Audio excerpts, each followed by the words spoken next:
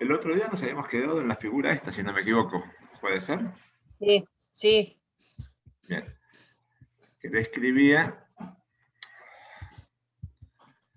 el recuadrito este. Lo ponemos acá.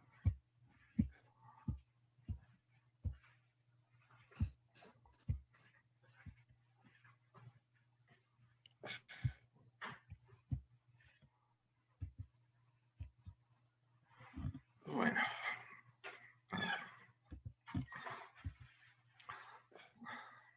Por algún motivo no llego a sacar el recuadro este amarillo o anaranjado que aparece ahí en el medio, pero creo que más o menos el resto de las cosas se ven. ¿Puede ser? Sí, profesor. Sí, bueno, se lee igual. Dice antes del desayuno, pero se lee. Ok. Bien, y ahí se está borrando incluso, afortunadamente. Bueno, lo que está mostrando esto es una serie de esquemas de insulinización. De vuelta, no tiene sentido que los estudien, sí que se den cuenta las diferencias que puede haber. O sea, el otro día cuando, no me acuerdo cuál de ustedes preguntaba con respecto a cómo se hacía esto de administrar la insulina a los pacientes, depende fuertemente de qué manera el paciente vive, digamos. O sea, no todo el mundo tiene el mismo tipo de actividad, el mismo tipo de requisitos. Y el tipo de combinaciones que puede haber es eventualmente, digamos, bastante variable de acuerdo a, por un lado, lo que es el estilo de vida de esa persona, que puede tener, insisto, una enorme cantidad de variaciones, y además la respuesta. O sea, uno empieza con un esquema más o menos propuesto, pero va a depender de si con ese esquema alcanza a tener una respuesta adecuada o no. O sea, tiene mucho de artesanal y de ajuste por ensayo y error. Lo importante es que cada uno sepa, digamos, cuál es su esquema de tratamiento y trate de respetarlo. O sea, en el caso de diabetes es muy importante la adherencia de los pacientes al tratamiento. Y por ser una enfermedad crónica, que muchos empieza, digamos, tempranamente, suele ser un problema el tema de la adherencia. O sea, a muchos diabéticos les cuesta poder adaptarse, digamos, a una instrucción que de alguna manera, digamos, es muy, muy marcatoria de lo que debería ser su ritmo de vida. O sea, todo lo que uno puede hacer para explicar y reforzar, digamos, la importancia de hacer las cosas tal como están pautadas es muy, muy bueno. Y en ese sentido, digamos, ustedes tienen un lugar importante. Además, ustedes frecuentemente ven pacientes que ya tienen complicaciones. Y esas complicaciones pueden evolucionar a cosas mucho más graves, como una amputación o cosas por el estilo. Es bueno, digamos, que los pacientes dimensionen, digamos, que incluso si llegamos a tener una complicación, digamos, lo mejor que pueden hacer es tratar de evitar que las cosas progresen y sigan empeorando. Bien. Esto que aparece acá es un esquema de vuelta, digamos, tiene mucha más información de la que ustedes necesitan, pero esencialmente, digamos, lo que intenta darles es una idea de para qué sirve el tratamiento de diabetes gestacional. Ya hemos dicho, digamos, que hay una cantidad de cosas que no se pueden hacer fundamentalmente por los riesgos que genera, digamos, para el bebé que está dentro de la panza de la mamá. Y el tipo de resultados que uno puede obtener es, por un lado, digamos, una mejoría de la glucemia de la mamá, lo cual es bueno para ella, pero además también es bueno, digamos, para el bebé. Por ejemplo, lo que está puesto entre comillas al costado, y donde dice resultados, obviamente es resultados, es que el tratamiento adecuado, sea lo mejor que puedan conseguir en la mamá, reduce la probabilidad de que se pierda el embarazo o que tenga consecuencias de ese gran tamaño que tiene, como por ejemplo, que al momento de estar saliendo por el canal de parto tenga lesiones en las partes que van chocando, digamos, porque queda chico, digamos, el canal, como por ejemplo las lesiones en el hombro o las parálisis o cosas por el estilo que a veces se producen. Recuerdo que el tratamiento básicamente era en base a dieta, digamos, como habíamos charlado la vez pasada. Eso, una pregunta, profesor, ¿eso lo afecta al bebé con el paso del tiempo? ¿Afecta a la persona? Eso La que diabetes que tuvo la mamá y haber nacido con ese sobrepeso, hay una predisposición. Digamos, la predisposición viene porque la mamá que tiene diabetes gestacional, en principio es porque ya tenía algún factor de resistencia a la insulina. que quizás, digamos, los tenían bien compensados y se descompensaron por el entorno hormonal que le genera el embarazo. Esos que son elementos en general de causa genética, digamos, se transmiten. O sea, no. Ustedes saben que no todos los genes se transmiten al 100% de la descendencia. O sea, hay todo un mecanismo de selección cuando se hace la división de lo que van a ser las gametas. O sea, puede ser que no les han tocado, pero en principio la probabilidad de que los genes de resistencia de la mamá pasen a la descendencia es igual que para cualquier otro gen. O sea, no es que porque haber tenido diabetes en la mamá en el embarazo significa que el bebé tiene exactamente lo mismo, digamos, pero habla de algún tipo de predisposición. Ahora, en sí mismo no tiene por qué tener, digamos, grandes consecuencias en el resto de la vida, digamos. La verdad que se entiende todavía relativamente poco. Bien, seguimos entonces. Estábamos hablando de que había insulina y que había análogos. Creo que llegamos a hablar el otro día de lo que eran los análogos. Dijimos algo de eso, ¿verdad? Sí. Bueno, en principio, digamos, los análogos, desde el punto de vista químico, son moléculas diferentes, pero que actúan en el mismo receptor de insulina y que fundamentalmente las propiedades que tienen modificadas son las propiedades farmacocinéticas. O sea, la principal diferencia es que algunos actúan más rápidamente, otros actúan más lentamente. Y en la enorme mayoría de los casos, el tema de ser más rápido o más lento tiene que ver fundamentalmente con las propiedades a nivel de su absorción. Los más rápidos en general, digamos, lo que hacen es minimizar, digamos, la dificultad para absorberse porque reducen la cantidad de polímeros, digamos, de agregados que se pueden llegar a formar, en tanto que los más lentos puede ser que tengan más dificultad para absorberse o que en la circulación estén armando algún tipo de complejo con la albúmina del cual se van disociando muy, muy lentamente. Pero básicamente, insisto, la diferencia fundamental es las propiedades farmacocinéticas.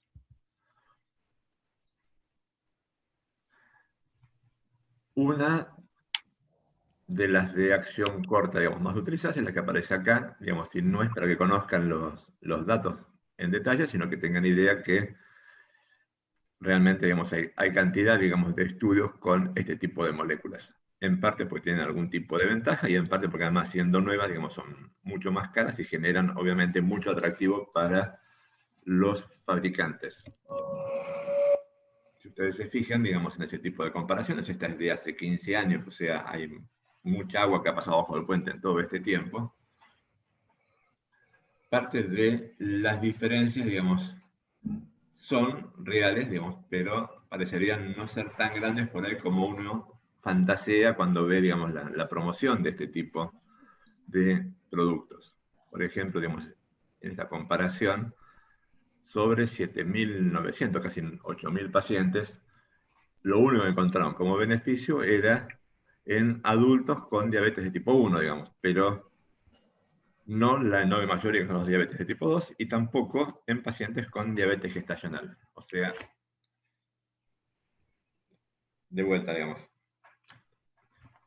En el ambiente de los pacientes suele haber, digamos, mucha circulación de información, sobre todo en pacientes que tienen enfermedades crónicas como son estas, y no se compren todo lo que aparece en el material publicitario, digamos, porque, digamos, frecuentemente siendo cosas ciertas, lo que no están es contextualizadas adecuadamente, con lo cual, digamos, suelen estar presentadas más que nada para inducir una venta mucho más que para generar información, digamos, científicamente validada. Insisto, digamos, diferencias hay y varias son aprovechables, digamos, pero no son la panacea con respecto, digamos, a lo que es la insulina en su versión estándar. Bien. Ya hemos hablado un poquitito del beneficio del tratamiento. De vuelta, el tratamiento no lo van a hacer ustedes, pero deberían ser una pieza que ayude, digamos, al adecuado control del paciente de sus problemas, y eso se hace más fácil si entienden claramente cuál es el objetivo del tratamiento. ¿Sí? Suena simple, pero usualmente no lo es. El primer objetivo es que controle al máximo lo que se puede, porque dijimos que eso era lo que más beneficio le iba a dar a largo plazo, pero sin obsesionarse. Es muy fácil que la gente se obsesione, sobre todo cuando recién está empezando, porque el tema de obsesionarse es la principal causa que lleva a que tenga hipoglucemias. Y muchas hipoglucemias son peligrosas, y si una hipoglucemia es muy profunda puede dejar daño secuelar, incluso neurológico, que eso, digamos, después no tiene forma de ser arreglada. El lugar de ustedes es justamente lo que aparece en el segundo parrafito cuando habla de la colaboración con el equipo de salud. O sea, deberían estar continuamente reforzando y machacando este tipo de mensajes.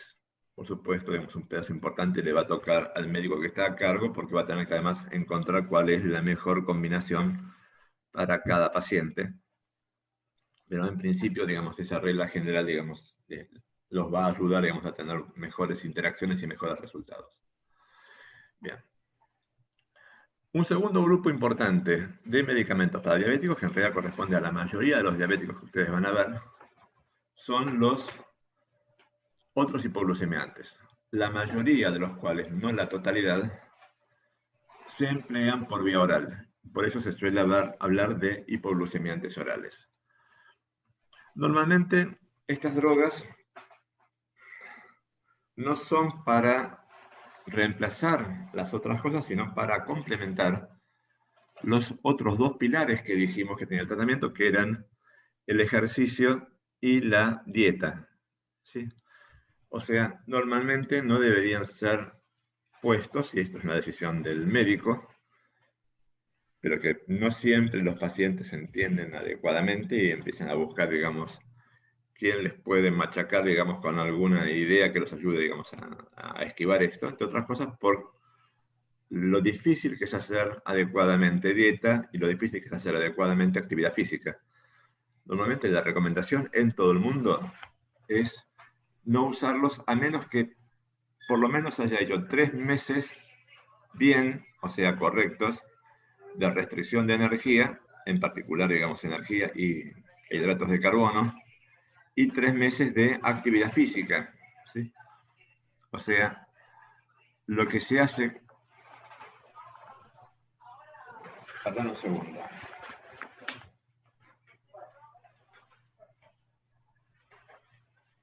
Esto es para complementar el tratamiento de dieta y ejercicio, no para reemplazarlos. Eso no siempre es claro para los pacientes, y de vuelta, es otro mensaje que sería importante que uno, digamos, reforzara, y ustedes también tienen un rol importante en eso. ¿Sí? Bueno, esto es una caricatura de hace unos cuantos años, justamente para recordar que muchos de nosotros nos hemos metido o intentado meternos en algún programa previsible de ejercicio, y no suele ser, digamos, tan fácil como parece, porque requiere constancia, lleva tiempo, interfiere con un montón de otras actividades, digamos, pero es una de las cosas más saludables que puede ser. Y a veces, digamos, el tema de hacer ejercicio puede ser simplemente, digamos, reservarse una cantidad regular de tiempo para ir a caminar o cosas por el estilo. No hace falta necesariamente un gimnasio o cosas por el estilo. Sí tener la disciplina de hacerlo regularmente. Bien. En el listado de estos hipoglucemiantes orales hay un primer conjunto que genéricamente se conoce como secretagogos de insulina. Son sustancias cuya principal función es aumentar la secreción de insulina. ¿Sí? En esta categoría, la familia más numerosa, y de hecho la familia más vieja de todas las que estamos nombrando, digamos, en la charla de hoy, son las sulfonilureas. Es un grupo de drogas que derivó de las sulfonamidas, digamos, que son quimioterápicos que mencionábamos la vez pasada. Cuando se empezaron a usar regularmente en los años 30 del siglo pasado, se descubrió que algunos pacientes hacían hipoglucemia, y eso llevó a un desarrollo independiente que llevó al desarrollo de toda esta familia. Por eso se llama sulfonilurea, digamos, para recordar, digamos, su derivación a partir de sulfonamidas, con las cuales comparten algunos problemas, como por ejemplo la frecuencia de reacciones de hipersensibilidad, o sea, alergia. Todas estas lo que hacen es unirse a un receptor en las células beta del páncreas y de esta manera incrementar la secreción de insulina. Muchas de ellas tienen efectos adicionales, pero hasta el día de hoy, digamos, el único que ha demostrado tener algún tipo de utilidad terapéutica es esa mayor secreción de insulina, y vamos a ver que tienen también algunos problemas. No todas las drogas de esta categoría son sulfonilureas, después vamos a ver algún nombre. El segundo grupo, quizás al día de hoy todavía el más importante, es la familia de las biguanidas, de las cuales hay una única droga relevante en uso terapéutico en este momento, que se llama metformina. Esa droga es la principal y es la base del tratamiento de los pacientes con diabetes de tipo 2. Fundamentalmente porque es una de las pocas cosas que reduce en forma documentada la resistencia a la insulina, y entre otras cosas, digamos, la principal consecuencia que tiene esa menor resistencia a la insulina es que va a estar reduciendo la cantidad de glucosa que libera el hígado, que es uno de los componentes, digamos, que le dificulta la vida a estos pacientes. Otra droga que también reduce otra familia de drogas, para decirlo adecuadamente, que también reduce la resistencia a la insulina, es la familia de las tiazolidinadionas, donde está la rosiglitazona, la pioglitazona. Estas drogas que fueron desarrolladas cuando se entendió la importancia de la resistencia a la insulina, reducen la resistencia, pero desgraciadamente, digamos, hacen otra cantidad de cosas, y algunas de ellas terminan haciendo que el balance no sea tan bueno, o sea, agregan, digamos, algunos riesgos que no son, digamos, despreciables, por lo cual su lugar típicamente es un poco más marginal. De todas estas tres categorías de drogas que aparecen acá, van a ver que, dado que muchos pacientes tienen diferentes años de evolución y con nivel variable, por lo tanto, de deterioro de la masa de células beta, puede ser necesario, digamos, hacer asociaciones. Y algunas de esas asociaciones están validadas, o sea, han demostrado ser mejor que utilizar los integrantes de la asociación, o sea, las dos drogas que participan en forma separada. ¿Qué será una asociación fija? ¿Qué se imaginan?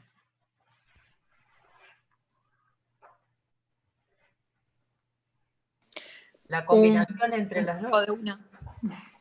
En un mismo comprimido tienen las dos sustancias activas para ser empleadas, digamos, con una sola toma, en vez de tener que tomar, digamos, dos pastillitas separadas.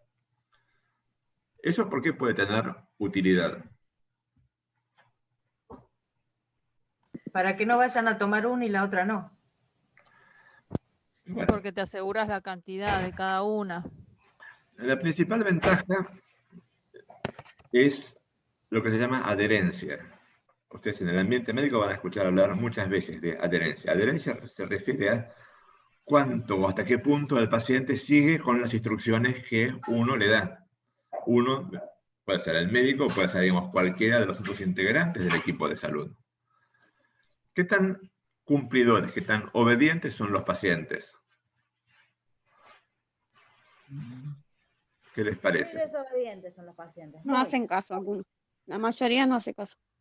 No. Los pacientes tienen vida propia, creación, no son humanos, tienen preocupaciones propias, tienen un montón de cosas, y en términos generales, a nivel mundial, les cuesta hacer caso a las instrucciones que reciben.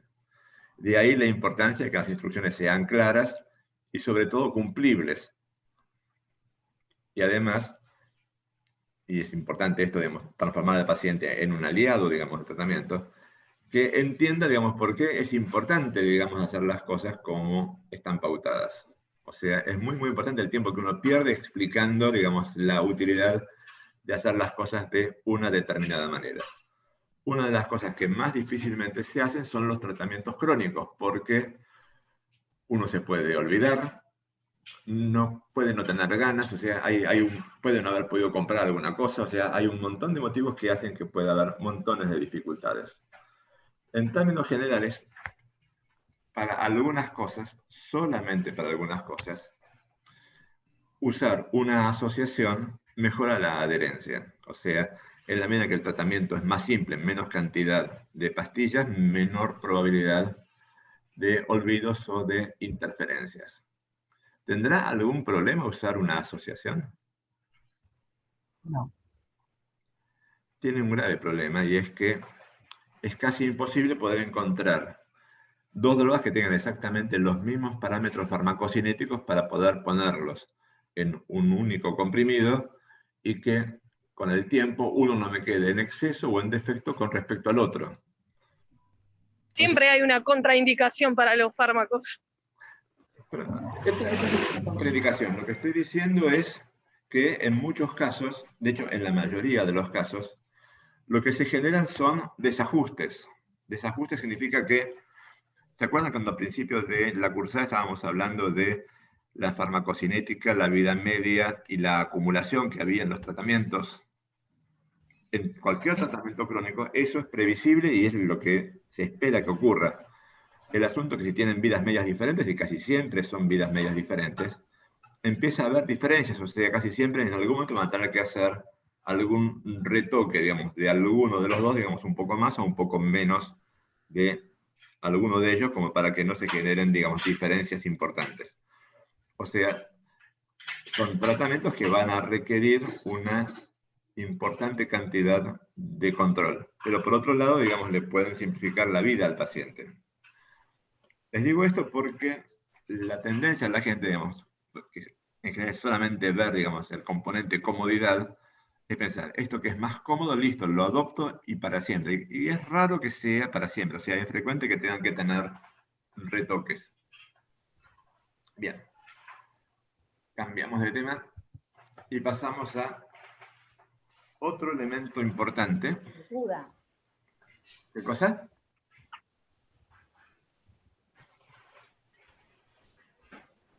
¿Alguien dijo algo? Bien. Esto que está apareciendo acá es, o intenta recordarles, una familia de mediadores que también en los esquemitas que pusimos antes aparecían regulando la función de las células beta. Es lo que está apareciendo en el panel de abajo a la izquierda cuando le están mostrando los efectos de esta sustancia. Esta sustancia se llama péptido análogo al glucagón, ¿sí? Y se suele abreviar con la sigla GLP-1. GLP-1 es eso, glucagon-like peptide. Es una molécula importante, digamos, es una hormona endógena de nuestro organismo y es uno de los que funciona regulando también, digamos, cómo funciona la célula beta. O sea, es uno de los que determinan cuánto secreta de insulina la célula beta. Cuando se entendió esto, se desarrollaron básicamente dos tipos de sustancias. Uno son moléculas parecidas a este péptido que se le administran al paciente, entran a la circulación, llegan al páncreas y se van a unir al receptor de este GLP-1 en las células beta. Esas sustancias esencialmente, los que son agonistas del receptor del GLP-1, se administran por vía subcutánea, o sea, requieren ¿qué tipo de vía? ¿Cómo lo habíamos llamado? Parenterales. O sea, es un segundo grupo de drogas en el tratamiento de la diabetes que es de administración parenteral. Lo cual, obviamente, ya es un problema. O sea, los pacientes tener que inyectarse no es una cosa que les resulte particularmente agradable. Pero en algunos casos no hay más remedio, ¿sí? O sea, van a ver, digamos, que hay un subconjunto de pacientes que pueden llegar a necesitar este tipo de tratamiento. No todo lo que se inyectan los pacientes es insulina. ¿Sí? Hay una segunda categoría de sustancias que interfieren con este sistema que lo que hacen es inhibir a la enzima que degrada al GLP-1 que fabricamos nosotros, o sea, al endógeno. Es otra forma de incrementar su actividad. Si no se degrada, voy a tenerlo durante más tiempo y la cantidad, digamos, que va a estar disponible, por lo tanto, va a estar aumentada. Esa idea es interesante, pero requiere que el paciente esté formando una cantidad adecuada de su propio GLP-1, cosa que no ocurre en todos los pacientes. O sea, van a ver, digamos, que dependiendo de quién sea el paciente, digamos, puede haber estrategias diferentes. Los inhibidores de esa enzima se llama dipeptidil peptidasa 4, en general lo van a ver abreviado como DPP, DPP4, ¿sí? ellos se emplean por vía oral. O sea, en principio, siempre que se pueda, van a tratar de preferir un inhibidor de la DPP4, digamos que tener que darle el agonista del receptor por vía parenteral.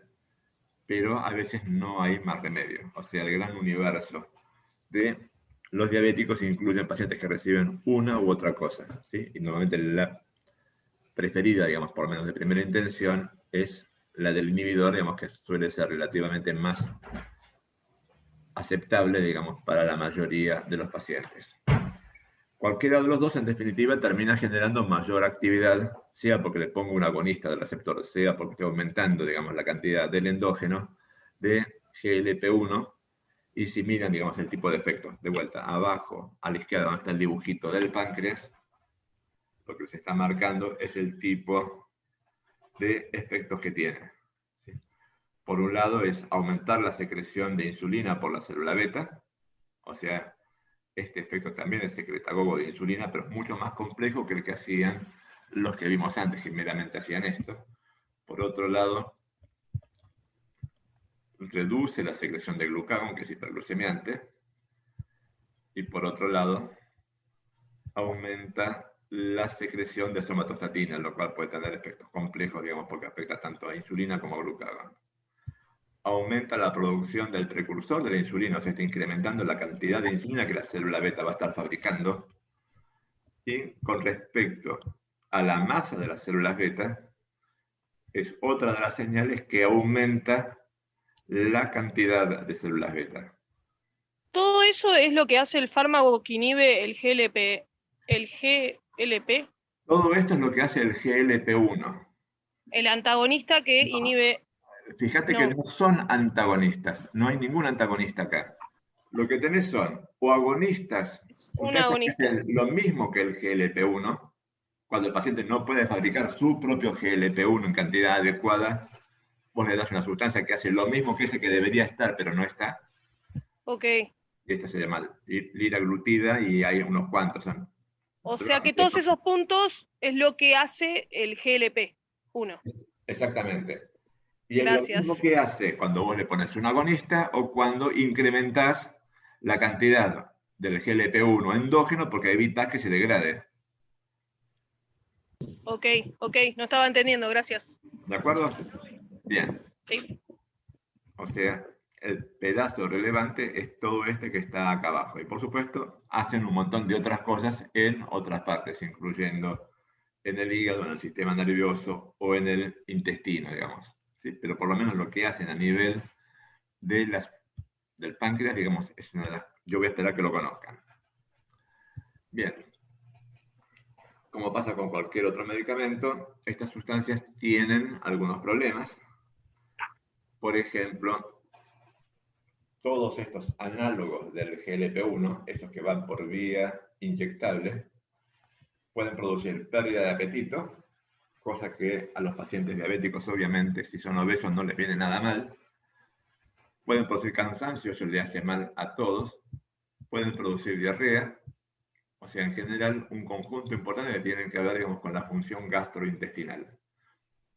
Eventualmente, si esto es una inyección, puede ocurrir como con cualquier inyección que haya infecciones en el sitio de inyección, pero normalmente esto debería ser muy raro si el paciente hace una técnica aséptica adecuada. ¿Sí? De ahí para abajo puede haber otra cantidad de problemas y uno de los raros, afortunadamente muy raros.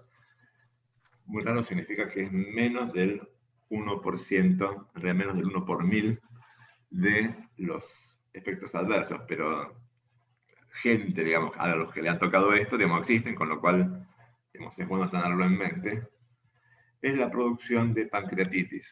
Pancreatitis es una cosa grave, digamos, y eventualmente requiere internación.